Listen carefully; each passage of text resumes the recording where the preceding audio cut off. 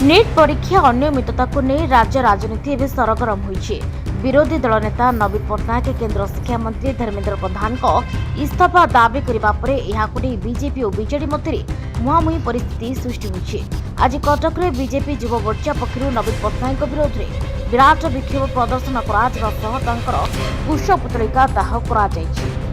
नवीन बाबू जितेबाला केंद्र शिक्षा मंत्री धर्मेंद्र प्रधान इस्तीफा दाबी को रखुंट से सी जानी रखार आवश्यकता अच्छी। पूर्व दिन में सी ओडिशा रे 24 वर्ष शासन काल थे मुख्यमंत्री थे।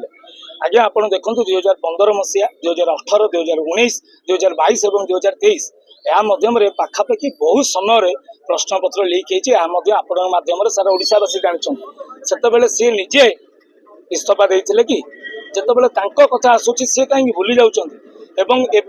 आपण चिंता करूँ जो भली मात्रा जितेबाला से मुख्यमंत्री थे डिपार्टमेंट जन पुलिस बाबू तांकर स्वास्थ्य मंत्री को गुली करके हत्या करदे से इस्तीफा देते कि कारण सी भी तो सही डिपार्टमेंट मिनिस्टर थे। जितेबाला लॉ मिनिस्टर थे से महंगार डबल मर्डर होता तो से लॉ मिनिस्टर इस्तीफा देते कि